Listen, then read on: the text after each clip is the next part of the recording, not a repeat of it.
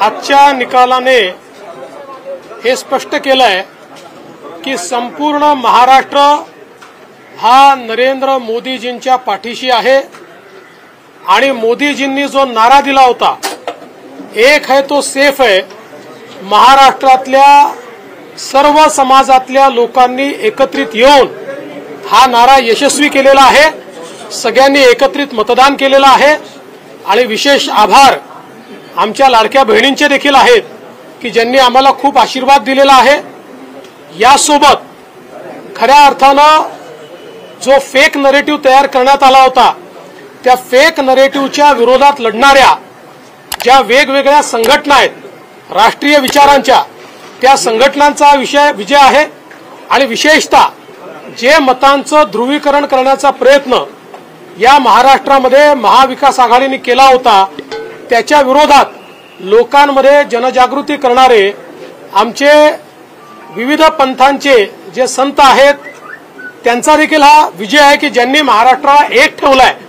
अशा सगळ्यांचा हा खऱ्या अर्थानं विजय आहे। गावामध्ये, पाड्यामध्ये, तांड्यामध्ये, वाडीमध्ये, वस्त्यांमध्ये सगळीकडे जाऊन ज्यांनी हा अलख जगवला त्यांचा विजय आहे आणि खऱ्या अर्थानं महाराष्ट्रातले आमचे महायुतीचे जे लाखो कार्यकर्ते आहेत या कार्यकर्त्यांचा विजय माननीय मुख्यमंत्री एकनाथराव शिंदेजी, मी, अजितदादा, आमचे रामदास आठवलेजी, आमचे सगळे मित्रपक्ष, आमच्या एकजुटीचा हा विजय आहे। त्याच्यामुळे मला असं वाटतं की प्रचंड मोठा अशा प्रकारचा विजय आज मिळालेला आहे। या निमित्ताने मी निश्चितपणे आमच्या देशाचे गृहमंत्री अमितभाई शहा यांचे देखील मनापासून आभार मानतो की ज्यांनी या ठिकाणी महाराष्ट्रामध्ये येऊन आमच्या कार्यकर्त्यांमध्ये ऊर्जा भरली।